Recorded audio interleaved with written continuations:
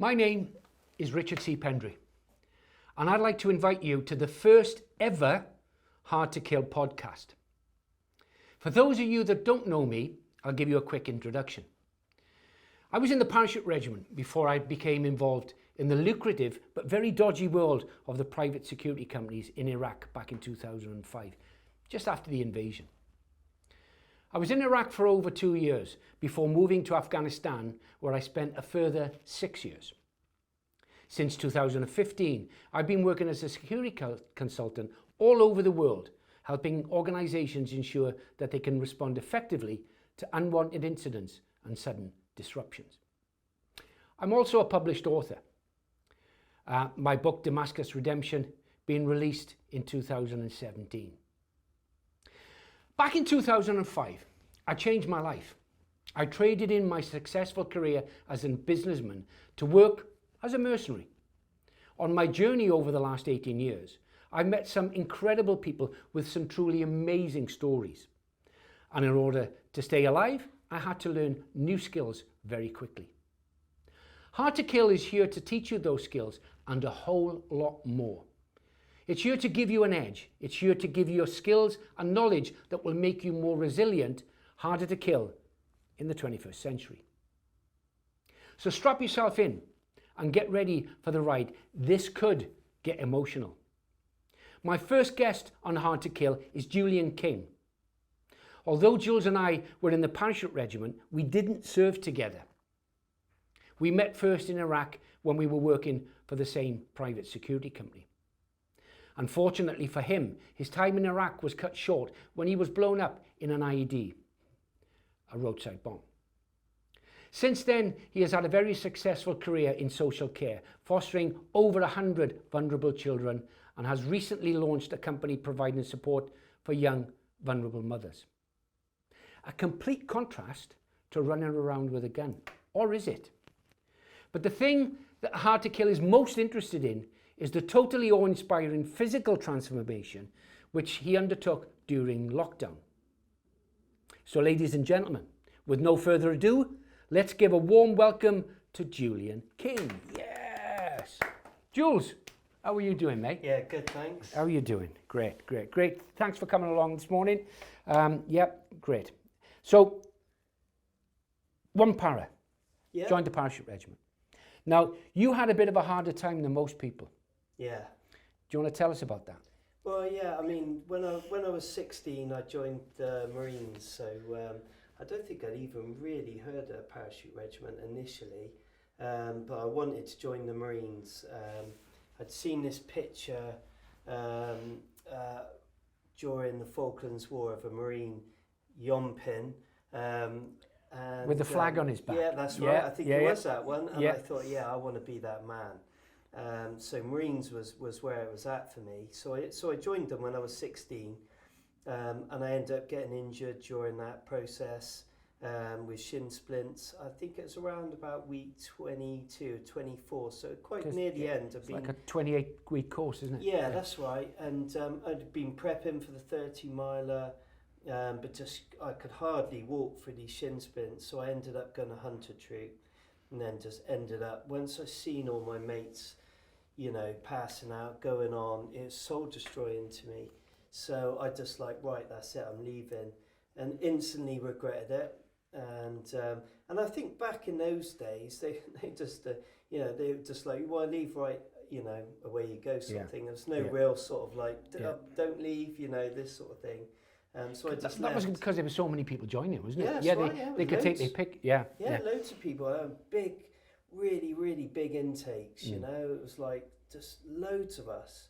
I can't remember how many. I got a feeling it was like 60, maybe when I joined up. The first, when we first joined up, there was absolutely loads, and so they wouldn't let me rejoin. So I went back to the recruitment office in Bristol. And I was thinking, what else can I join? And so they said to me, do you want to be this, big fish, small pond, or, a little fish in a big pond? And I was like, yeah, let's go for more of a challenge. They said, what about the Parachute Regiment? So yeah, okay, give that a go.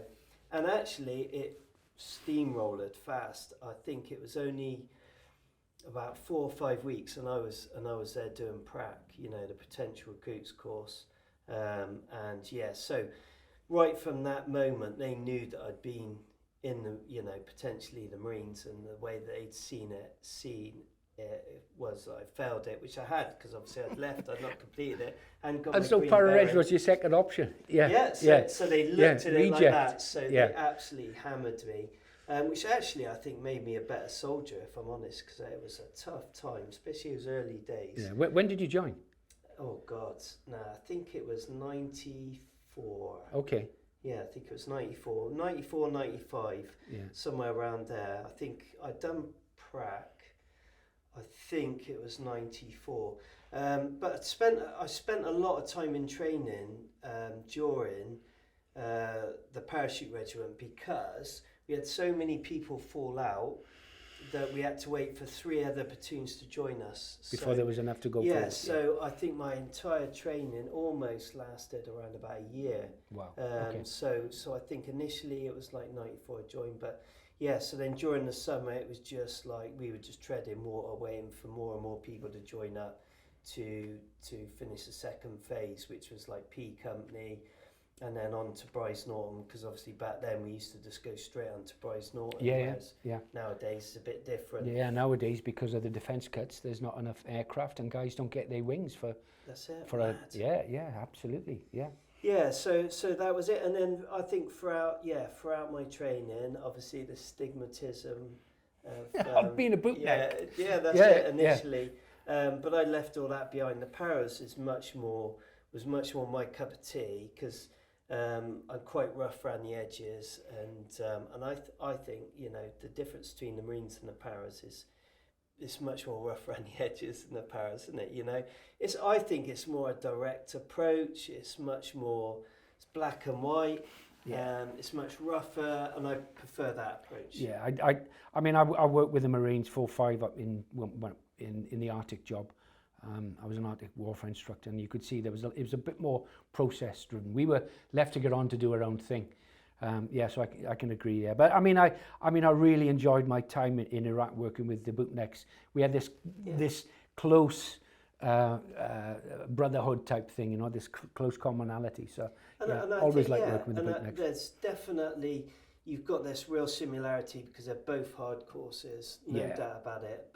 Both very hard courses, and so at the end of that, you've got that in common, haven't you? Yeah, absolutely, and I mean that's where the rivalry comes into it, isn't it? But it's, of course, because who's the best? Because you've got those selection processes, which a lot of other units don't have. But no, brilliant. And everyone wants to know who the best is. That's just the way, you know, the way it is. So you're always looking at these things, you know, tab-in or yom-pin, or, you know, a wet or a brew, scoff or scran. You know, it's all you know, it's all the different things, isn't it? You know, so I could tell you the one main difference for me was I definitely had a lot more showers when I was in the Marines. You know what I mean? Yeah. But they needed the hot water, didn't they? Yeah, exactly. Shower after everything. You had to be immaculate at all times. And even though, obviously, looking after yourself, self-care is high. In the Paras, you're definitely not showering as much as that. Oh yeah. Rather drink the water than bloody shower exactly. with it. Yeah, exactly. Yeah. So how long did you spend in one para? So 6 years in total. So so I think I got out around about 2000, 2001. Just really sort of like the start of the start of Iraq War and Afghanistan. You know, I got out just as the Sierra Leone incident was happening. So I'd done Kosovo, 3 tours of Northern Ireland, and you know, then obviously Sierra Leone kicked off, and that's where I got out. So that was it for me. Wanted to move on to some newer things, and so handed a notice in. Actually, I handed my notice in. Then I'd done extra to go to Kosovo, because, you know, it seemed like an exciting thing to do at the time. Yeah, exactly. Yeah. So Any regrets about getting out? No, not at all. No. I mean, definitely not. And I think you just got to move on through life. You know, can't look backwards. Always keep looking forwards. Yeah. You know, even though I had some great times, met some great people, I've always, you know, I just go through life always looking forwards. I just almost blank out what's in the past. Yeah. Yeah, I mean, I did 7 years. I didn't regret it. You know, I wanted to do my own thing. I had enough of people telling me what to do. Yeah. I do have some regrets to a certain extent. Nice to have a nice pension behind you. Yeah. But then again, I mean, I've made and spent more money than I would ever have with my military pension. But yeah, so we then met up in Iraq. Yeah. Yeah, yeah. So we did. We worked for Aegis, the private security company. That's right. Some very, very interesting times. Yeah, yeah. So we ended up in Basra on the what we call the reconnaissance, the reconstruction liaison team. That's right. Yeah. Yeah. So we were a bit more sort of we were a bit more low key than the private security details that would take more around. Civilized. Yeah, it was more civilized. We could go out. We could do it. We could task ourselves. We could do whatever we wanted to do. But the big thing that we did was Operation Mezzanine, which was the first military surge in Iraq, which took place in 2006. First 2000, and Tim Spicer, the owner of the company, was absolutely over the moon because it was the first time a private security company had been involved in a military operation. It was an offensive operation, and we were there to do the civil military. We'd go out and identify the hospitals and schools and things like that. So it was a really interesting time. So I've got a couple of pictures that I want to throw up on the screen here, so we can have a little chat. Not that one. We'll come back to that one in a second. Right, here we go. You were a photographer when you left the military, yeah? Yeah, I mean, I got into a little bit of photography, and actually, when I first went to Iraq, that got me more interested in photography. Yeah, yeah. So. It's a very, very interesting place. That's a picture that you took. Yeah. Yeah, on Sword Square, the infamous Sword Square in Baghdad. Yeah. There's another one as well. Yeah, there's another one here. Another really arty photograph, and those are the Sword Square. For those guys you don't know, is a big parade square in the middle of Baghdad, where Saddam would show off his military, and it's called Sword Square because at either end of the square there's these two huge swords. Now, if you look at the basket there, that is full of Iranian helmets. Yeah. Right, and I've actually got one of those Iranian helmets, right, which was liberated from from Sword Square. Now, on the top of that is one hole, which was used to bolt it to the concrete. But this other hole in the front is a little bit more ominous. That's a 762.39 bullet hole. So the guy who was wearing this helmet when he was shot, I don't think he fared very well. But there's a little souvenir. The guys couldn't get it through Baghdad. It was at the office, Aegis office in the green zone, and I saw it and I took it down to Basra and I managed to get it through. So that's my souvenir from Baghdad, and there's those wonderful photographs that you took. Yeah. Now, when we did this job in Baghdad, one of the things that we found out that was taking most of the guys' lives was the being trapped in the vehicles and burning to death. Yeah, burning to death. Not a nice way to go. And there we are. So what we did was that we got in contact. Remember that photograph there? We got in contact with a racing car. What do they call it? Supplier to racing cars, racing driver suits. And I remember sending the email saying, "Help! We're in Baghdad. We're going to get burnt to death. Please send us over these racing." Carbon X. Yeah, Carbon X. So you and I had these on underneath our flight suits, Polar X, long johns, wool, and it was 120 degrees, and we were sweating our bollocks off, weren't we? Yeah. By the time you had that, the body armor, and your ammunition, and and also for some of that operation, I was carrying a camera as well, which was quite a heavy Nikon SLR. It was a lot of weight, wasn't it? You know, Yeah, it when was you a was lot. out, Yeah. when you were out of the vehicle in that But sun. the aircon never worked in the vehicles anyway, No, because they were like brilliant. 3 or 4 years old by that time, Yeah. and all the aircon had gone. So pretty Yeah. much it was like no windows could come down because they were B6 armored vehicles. You couldn't wind the window down. So we were just like in cooking away in a bloody. Now this was the team photograph, which. Right, and we've got Tim Spicer, in the standing row, second from the right. There's Tim Spicer, and the ops guy, South African, Saki. Now the guy before, the first guy kneeling on the left-hand side, for George Tyers, killed in Iraq. Yeah, that's right. A couple of years after, there you are at the end. There's me in the middle, and this Iraqi guy here was actually burnt to death. Yeah. Yeah, which was, and you know the thing is with the soldiers, you get a lot of you end up having your name on a plaque somewhere, but for the security contractors, nah, not so bad, not so much. And I just want to show you this photograph of this. There's a team photograph, me and you, Basra, yeah, where we spent most of our time. Yeah, bit thinner there. No, you in fact you got more weight there. Yeah. Yeah, I'm a bit thinner now. Okay, yeah, so that's a nice little one, and yeah, in less memory for this guy who was killed out there. Yes. We can't remember his name though, unfortunately. No. Yeah, he was a Christian guy. Yeah. Yeah, he was. Very intelligent, very good English, and unfortunately, he was hit by an IED. Vehicle went on fire, and they couldn't get him out. Yeah, Central locking or something. Yeah, something like that. Central locking went on, and they couldn't get him out. Which is, I think that funny you say that, because when I got blown up, it was the same thing. Initially, we couldn't get the door open. I remember that.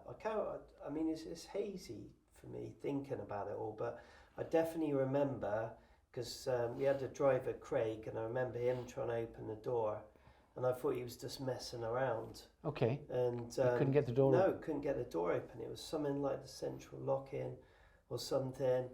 And I was thinking the same, you know, we're going to burn in this vehicle or something, you know, because it was very damaged. But yeah, there was definitely something along the lines of the central lock-in.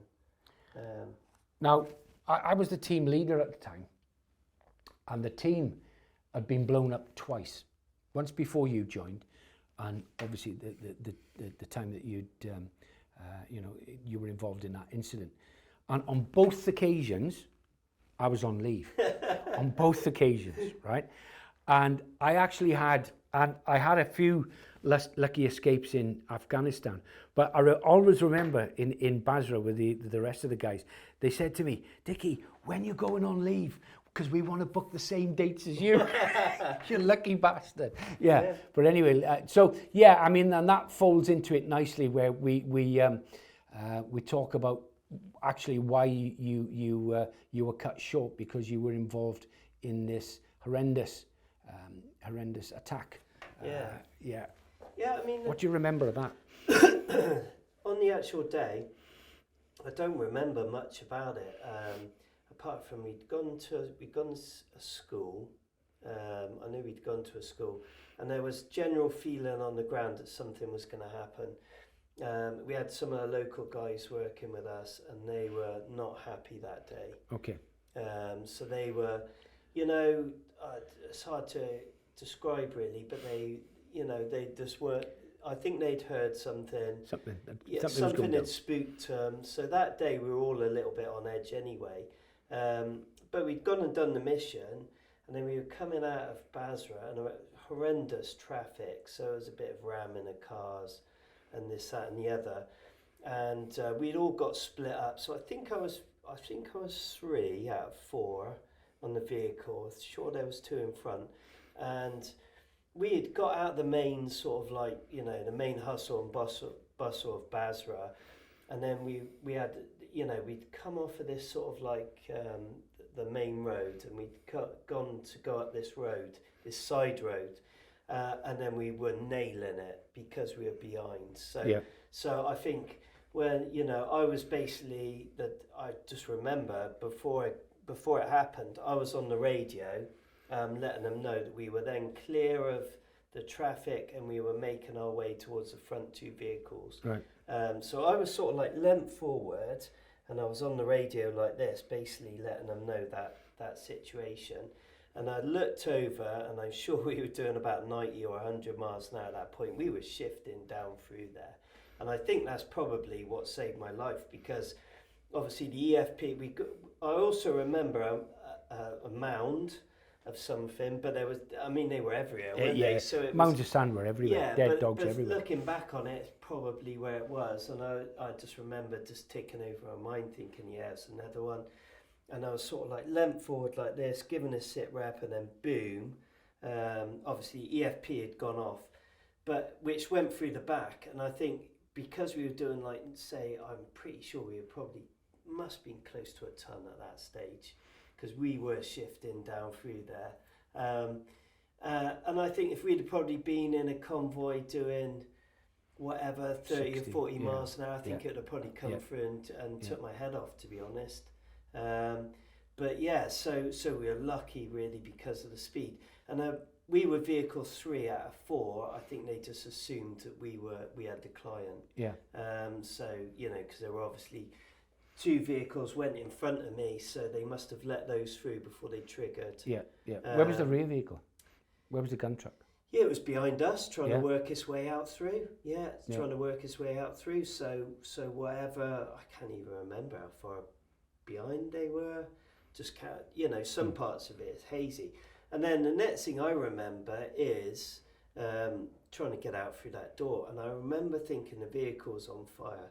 And looking at that now, it doesn't look like vehicle's on fire. But I remember thinking it was. Yeah. So I don't know if there was smoke coming from the bonnet. Yeah. I mean, the splash on that, it's right across the vehicle. I mean, but the main impact is at the door. Yeah. The hinge. Yeah.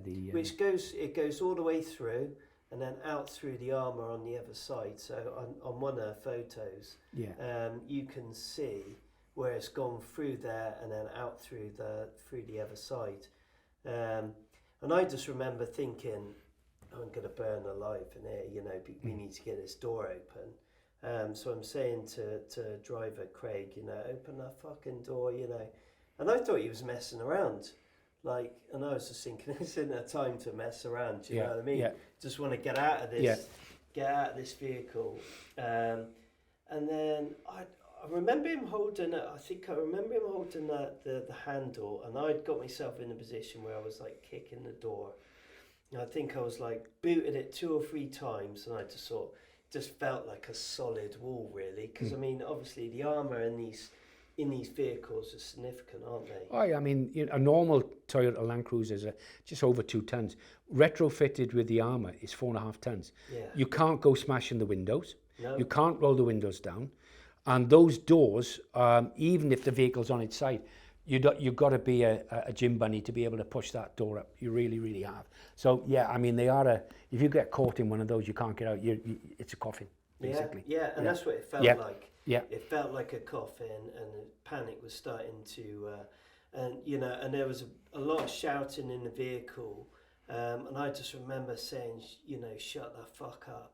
You know, there was just a lot of noise. There was a lot of shouting, a lot of screaming. The local guys, yeah, I think so. I think everyone was at some point. There was stuff coming over the radio, and all I was concentrating on at this point was to just get that door open, because I thought, last thing in the world, I don't want to be inside, you know, inside the coffin. And then next thing, it was almost like, you know, like, you know, when people get this religious... like an epiphany type thing. Yeah, epiphany. It was almost like, wah, and the door had flown open, the sunlight coming through, and all of a sudden it was just like massive relief. It's just like, you know, thank God for that. We're going to get out through here at least. And, you know, obviously the adrenaline's pumping. God knows what goes on after this. I really, much of what happened after that, I can't really remember. Apart from I remember thinking I can't hear, in, I don't know if it was both ears at the time, but I definitely knew that I couldn't. But then I thought it was like, you know, it's like when you're on the range, and sometimes if you haven't wore your ear defenders, you start letting off rounds, and you get that deafness, don't you? So I thought that's just all I thought it was at the time. And then that was it really. And then we all went and got checked out.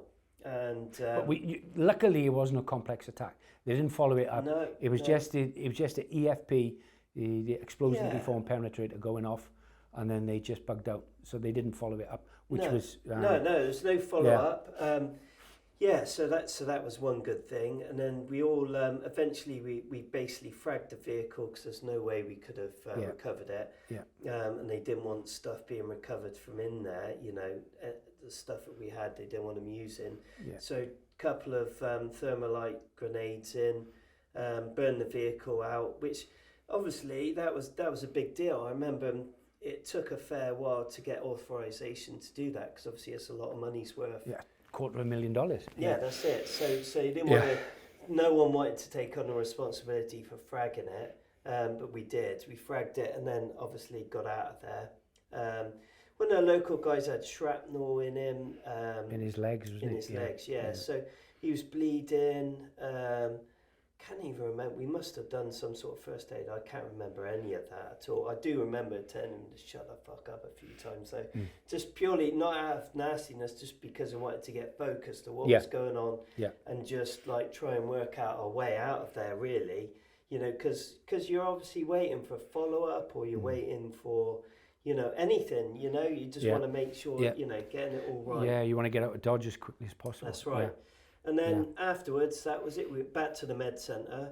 And for me, it wasn't until about 3 or 4 days later, I started realising that my hearing wasn't returning in my ear. So I went back down to the med centre and they were just like, there's nothing we can do about it. You know, not that type of doctors there. And then I think I was shipped out of there within 7 days. I think it was 7 days from this happening to me leaving, basically, which was a week before my birthday in March. So my birthday was like March the 10th. So I must have got out of there about March the 3rd, something like that. Actually, on there, so it's the 2nd of March. So time dated, Yeah, so I was out of there pretty quick anyway, and I mean, you know, I sustained permanent injuries from it, permanent hearing loss now. I've got, I think the last time I'd done a hearing test, they said there was 97% deafness in my right ear. So I've got 3%, which I can't hear anything out of it, so I don't know where they've got that 3% from.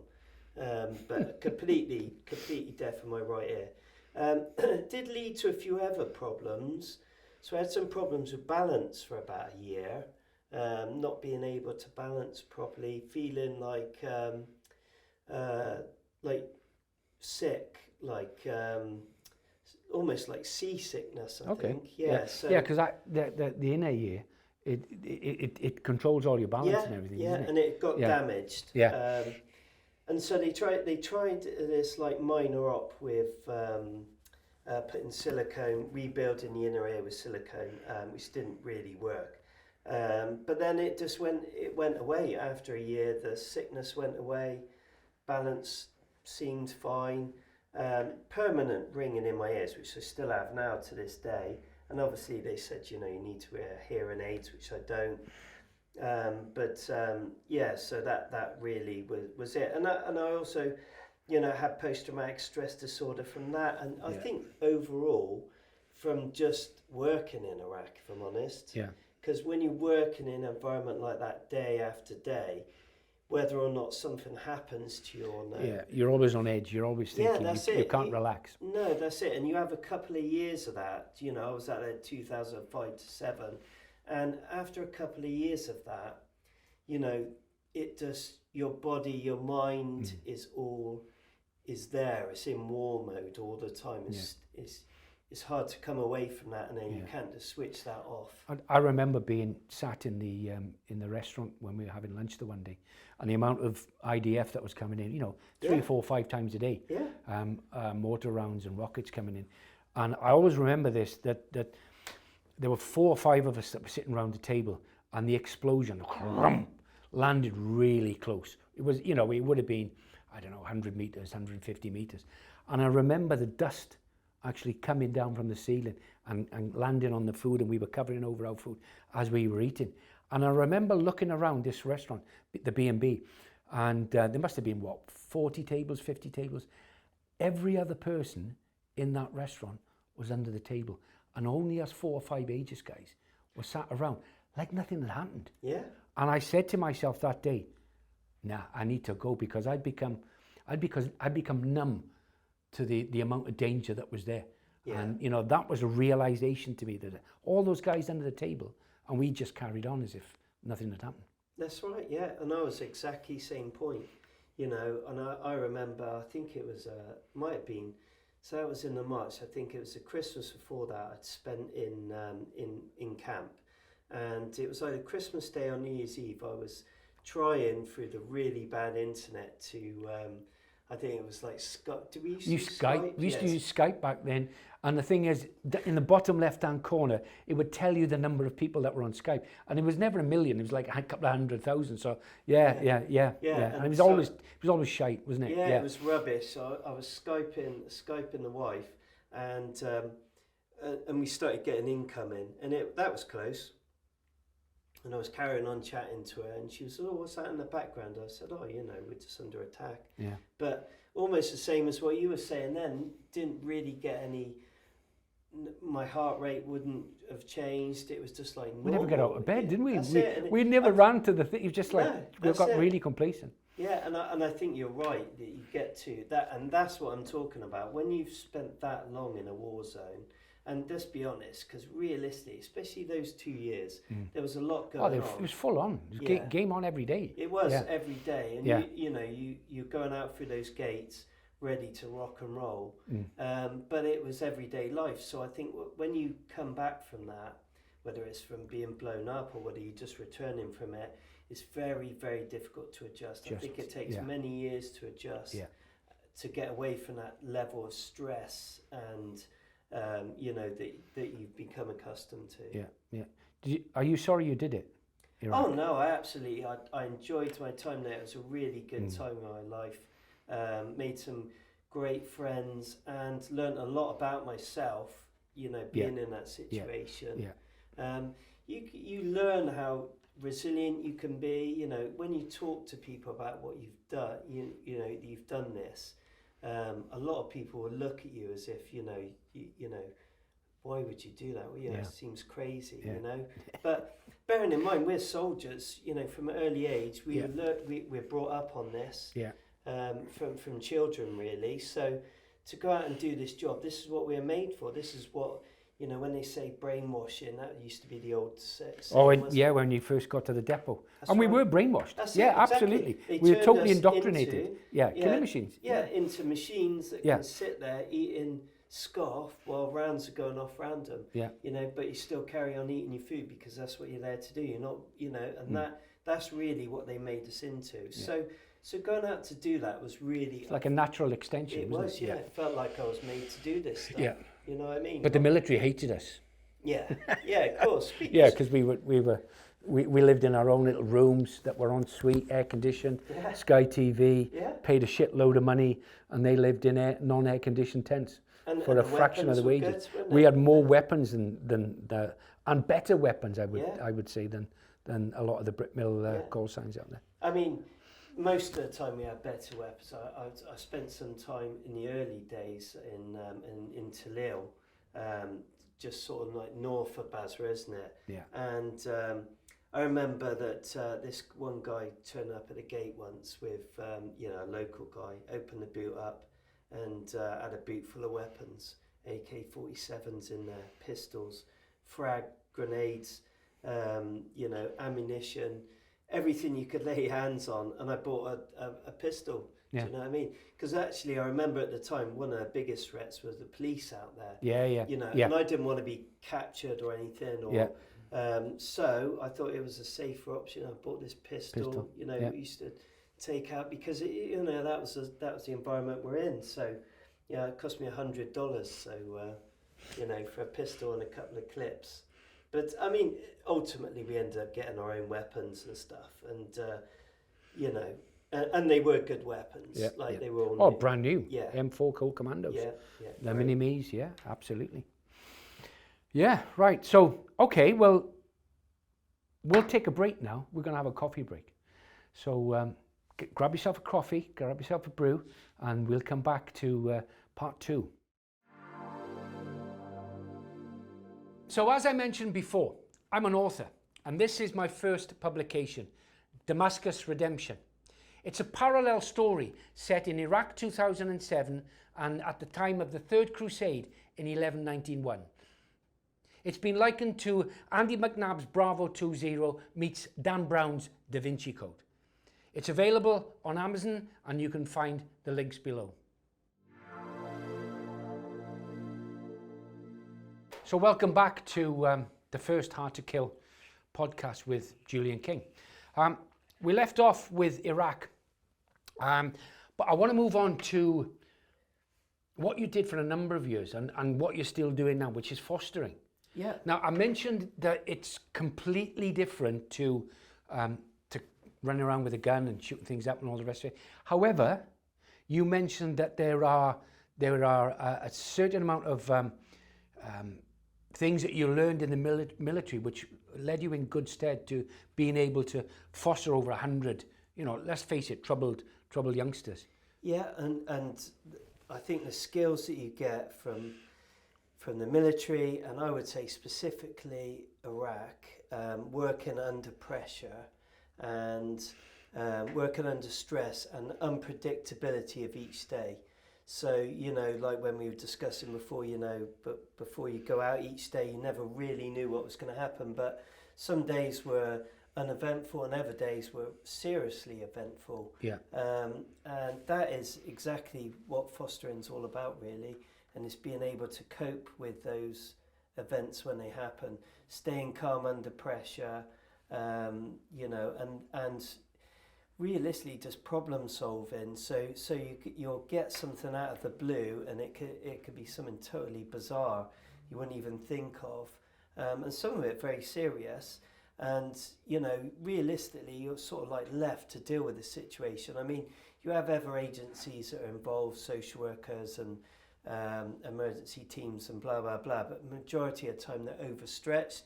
They have a huge caseload, and so as you get more and more young people, they rely on you more, so you can get hold of them less, if that makes sense, and they put their focus more towards the newer foster carers. So you're left to deal with these sometimes crazy situations. Because a lot of these kids are on drugs as well. Or drugs. They've used drugs and Yeah, we had only recently had a case with county lines. So we have close association with young people that have been recruited for county lines, and we're talking about serious, probably £1 billion business county lines of wow.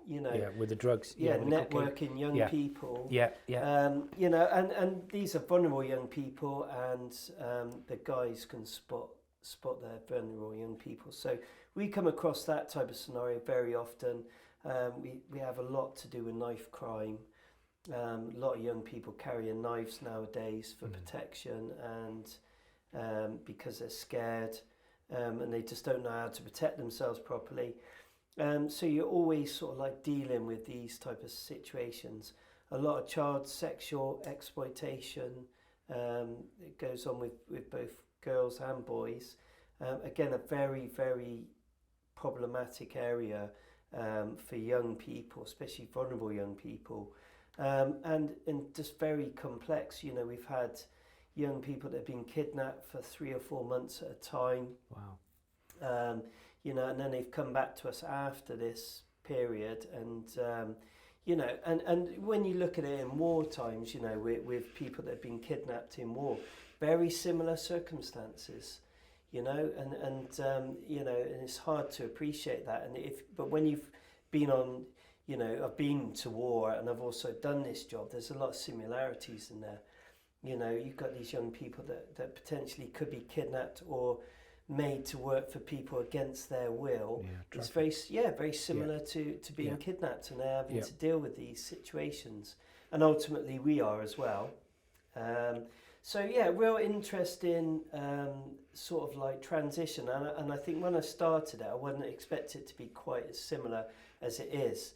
But I found that all the skills that I had working there, I utilise in fostering. And I used to train foster carers, and I always used to say to them, it's like training for war, you know. It's like training a soldier for war. Because he can kick off at any time. That's right, he can kick off at any time, and just because they haven't got a gun in their hand, it doesn't mean to say that it makes it any less serious than it can be. But you're at the more, can I use the word extreme? Yeah, definitely.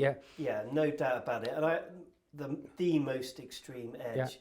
I've gone for a few different sort of what they call schemes, which is just basically trying to keep young people out of residential environments. So if you imagine that they should be in residentials, and some of them secure units, but they want a home environment for them. That's where we step in. So like, right, you've got the tools for the job, you can deal with this level of extreme behaviours. So that's where we are. But you're over 100 now. 115 I think now, or maybe 116. So we've and just purely because we do short-term placements, so we keep people secure and safe for short periods of time. Bit similar again. I keep referencing back to when we worked in Iraq, but where we worked there 3 months and have a month break. I tend to try and work a bit like that now with our jobs. Okay. So I find that when 3 or 4 months of down the line fostering has happened, I need a break. We're like have holiday or whatever. So. And so we used to always look at placements being that sort of length of time. That's why I end up getting so many of them. So, but that's now led on to your new business. That's right. So leading on from that. Yeah, I mean, my new business, which is basically in a health and well-being business now. So I'm a health and well-being mentor. And I suppose I specialise in weight loss, rapid weight loss. Yeah, I mean, I want to put this, let's get this photograph up. There we are. That's a before and after. Yeah, I mean, actually, I got a little bit heavier than that one on the right. So where were you there? Where were you with the weight there? So I was close to 20 stone. Right. So just bad habits, lack of exercise over the years has just basically led to. But hang on a minute, you're an ex-para. That's right. Yeah, so you've got to be fit all the time. But I think the craziness around it is I was still going to the gym. I just wasn't doing the right stuff, and I wasn't looking after myself, because I think you can get into this mentality where you think, I go to the gym, that gives me like a free rein to eat whatever I want, or to do whatever I want. But the reality of it isn't, especially as you get older. It's harder, so you need and your metabolism slows down, and your energy level gets reduced, and things like that. And I think these bad habits that you have just keep creeping on and on and on over years, until you get to a stage where you either do something about it or something happens. Yeah. So what was the trigger? What was the trigger that went from Jules on the right to becoming Jules on the left? Well, it was just after Christmas, and I'd had some problems. That I need to go and see the doctor about. So I was getting pains, I think it was around my back, and they scanned my liver and said I had severe fatty liver disease. Right. And showed me exactly, on the scan, where there was quite a significant amount of fat around my liver, and obviously this was causing problems because my liver wasn't working properly. So I never really used to drink that much. It was just obviously bad food.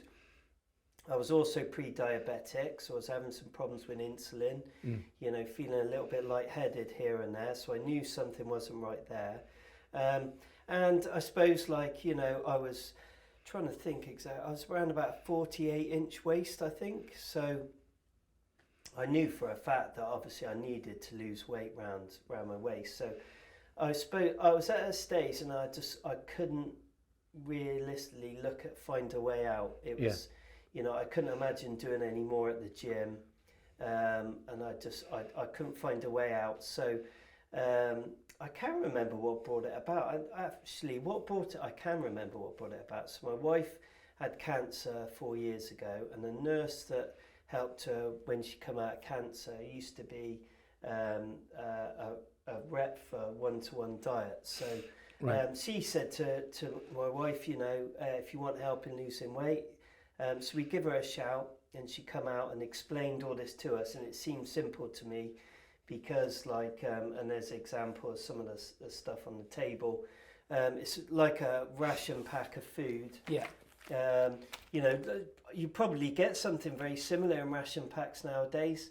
And she just basically said, if you eat 4 of these a day, drink 2.5 litres of water, you'll lose weight. So I thought, well, that just can't get any more simple than that, really. And for an ex-soldier, having a ration pack. That's it. A 24-hour ration pack. And That's it. It's and simplified. the thing is, it comes, I'm pretty sure she used to put it in, well, she did, she used to put it in a box that was similar to the ration packs. That's what it reminded me of. So you just open up this box, right, this is what I'm going to eat today.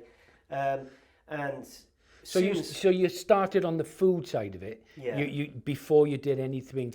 I just couldn't physically do any more. I went to go for a run around the block, and it almost destroyed me. My legs were hurting. I was out of breath. I just thought, God. Well, I mean, carrying 20 stone around. That's right. A lot of weight, and I just thought, I cannot.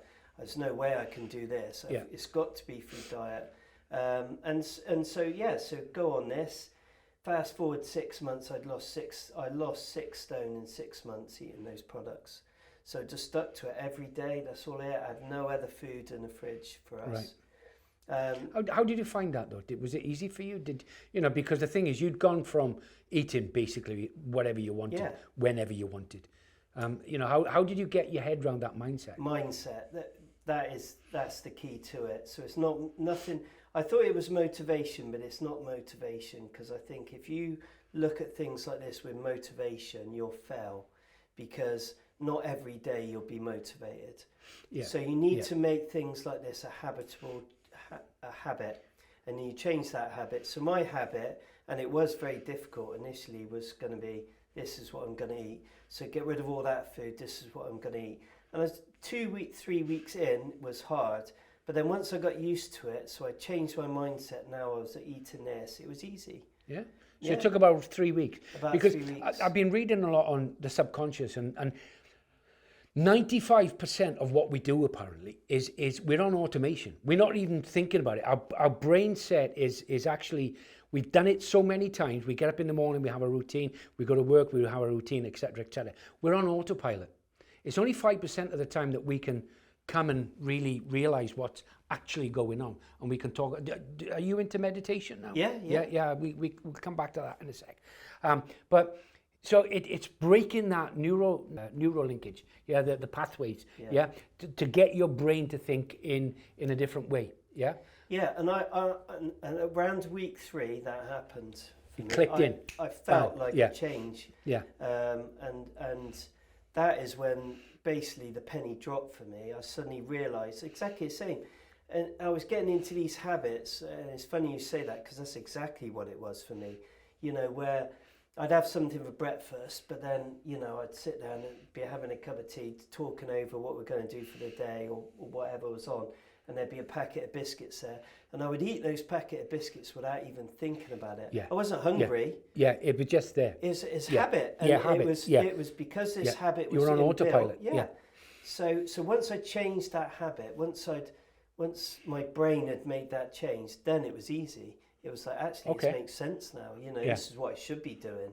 Right. And I feel great for it. So you had the food sorted, right? And then when did you start on the physical side of it? About 6 months in. And then I started thinking, right, okay, so I knew that eating these type of products is not a lifetime, and they're not designed for that. They're not designed for you to have for a lifetime. They're a quick fix. But what they do teach you is to change that mindset, like we talked about. And to me, any tool that can change that mindset is a valuable tool. And then once the mindset's changed over, you could actually get rid of all that then, and then just start saying, okay, now what I'm going to do is eat this because type of food. because you're conscious now what That's you're it, eating. you're conscious. Yeah.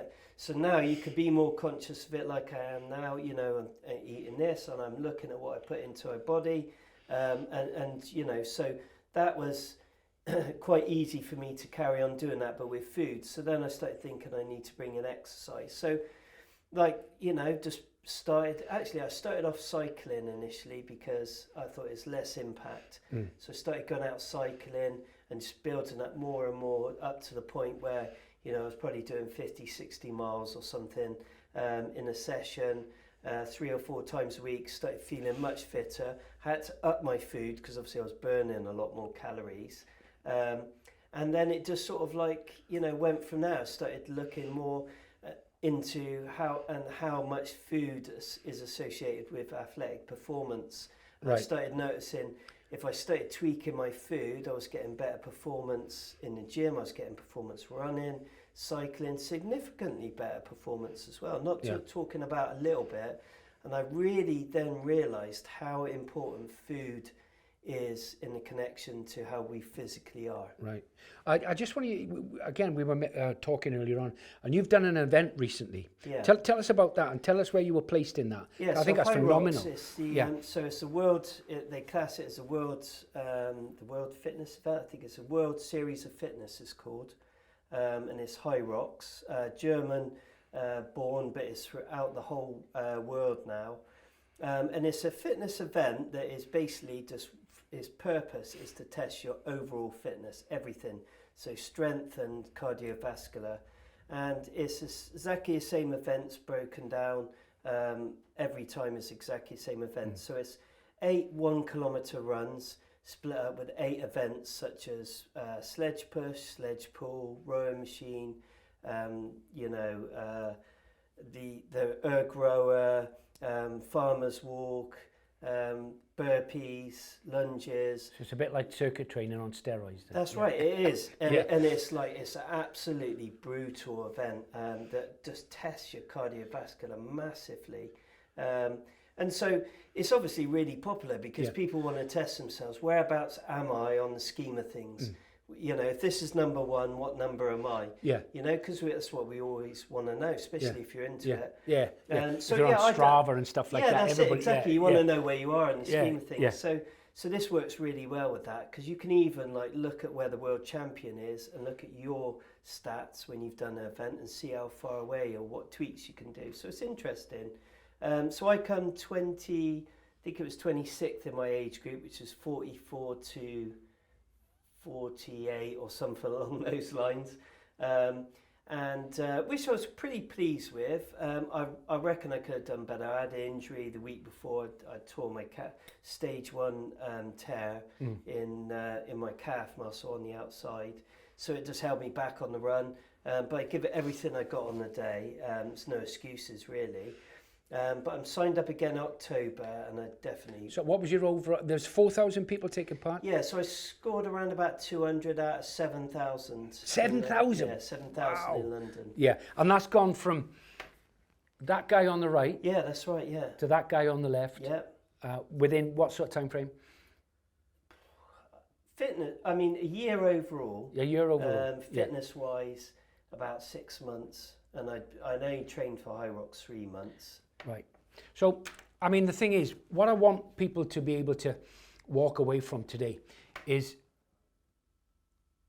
something that they can, something straightforward. Because what happens when people want to change is that they go they set an objective which is unachievable. You have to have an achievable objective, don't you? Yeah. So you've got a little bit of a program for us, haven't you? That's right. Yeah, and you're going to share that. Yeah. Yeah. So it's just on my phone here. So, I mean, realistically, this program's, let's just say 3 times a week, and this is going to build strength and your fitness. And I would gear this towards someone that's, you know, doesn't do very much fitness, maybe just a little bit of fitness, but it's going to have a big impact on the body because it's going to build muscle, and building muscle is going to also burn fat. It's the most effective way of burning fat, and it's like a, you know, going to build up your cardiovascular. So I just wrote it down on here, so take it as you will. Try it out, see what you can do. And it doesn't matter if you're really fit or if you're not very fit. You can just do this, and depending on how fit you are, would be how many rounds you could do in theory. Right. So I would say, I've put 30-minute time limit on it, and I think we go for like a 5-minute warm-up initially, so just like jogging on the spot, some star jumps, getting the heart rate going, no stretching or anything like that, just basically raising the heart rate, getting the body ready for exercise. After 5 minutes, we're going to go into as many rounds as possible over the 25 minutes that are left. And out of that, so you get to choose when you rest, you get to choose when you work. So if you're really fit, you could probably do... Smash out 25 minutes. Yeah. But if you're not very fit, you might only do 1 or 2 rounds, but then there's something for you to build on, and then maybe next week you do an extra round. So the exercises are sit-ups, just normal sit-ups, I'm keeping it basic here. I don't want anything too exciting. It's like exercises we've all done. Yeah, we don't want to pull muscles when we're starting off. That's right, exactly. Yeah. So 10 sit-ups, and then we're going into 10 press-ups, and if you can't do a normal press-up, you do it on your knees. So just doing a 10 press-ups on there, and then 10 squats with a body weight, and that's it. It's as simple as that. Wow. So you just do that, and you keep doing it. So it's 3, repeat it. Repeat. Yeah. And rest when you need. If you don't need a rest, and smash it out. Just go for it. See how many rounds you can do, and then as time goes on, if let's just say you do it 3 times a week, the next week or every time you do it, it depends how you feel about it. Try and add an extra rep. Try and add an extra round. Right. So we don't need a gym for this. You don't need a gym. You do this in your front room. You can do this in your garden. Yeah. All straightforward. Yeah, that's it. Body weight exercise. It's going to build muscle. It's going to get you fit. And if 30 minutes is a bit much, 15? Yeah, 15 minutes, but the way I would look at it, I would do it for 30, but if you need more of a rest, have more of a rest. Right, so have a rest in between, but so have that goal of 30 minutes then. Have that goal 30 of 30 minutes. There's the clock, bang, That's there you it. go. Yeah, fair enough. 5-minute warm-up, 25 Well, minute I'll tell you what, exercise. I'm going to do that now. I'm going to do that. Hopefully, you're going to come back in a let's say a month or so. I'm going to smash that because I've been really lazy. I'm a cyclist. Last year I did a lot of cycling, over 4,000 k's. But this year I've been terrible. So I'm glad that you've come on today because you are now my motivation. So I can't turn around to you in a month's time when you come back and you'll say, Rich, what have you done? I'll say, nothing. I've got to actually do it, haven't I? I've got to do it. So I've got to lead the way. I've got to be the pathfinder. So I'm going to smash that out as well. And what I'll do is I'll document that. We'll put that on Twitter and Instagram and stuff like that. Yeah, it's just keeping things simple and just repeating that simplicity. And a lot of workout of the days on CrossFit are very much based over simplicity like that. It's things like Murph, which is a bit more extreme. Based off, it's a workout of the day based off of Lieutenant Murphy, who was a Navy SEAL. Okay. And that his workout of the day was a mile run, 100 pull-ups, 100 press-ups, 100 squats, and then a mile run, all with basically with a bulletproof vest on. So 10 kilos roughly. Yeah. And so one of the most popular and hardest workout of the days there are. Okay. So there we are. Similar to that, really. There we are. That's what we're going to be doing. Yeah. That's what we're going to be doing over the next month. Right, Jules, I think that's amazing. Thank you very much for your time this afternoon. Thank you. Yeah, really appreciate coming in. Brilliant. Brilliant. Thanks very much. So that was the first ever Hard to Kill podcast, and I hope you enjoyed it. I know I certainly did. Julian, a great friend of mine, such a good guy. What I need you to do, guys, as our motivation to go forward, is to please like and subscribe, and also don't forget to press that notification button so that you will be notified when we make future videos. Jules is going to be coming back in the near future. And don't forget that we need to start our 3x3 times 30-day challenge today. If not today, I need you to do it tomorrow. Thanks.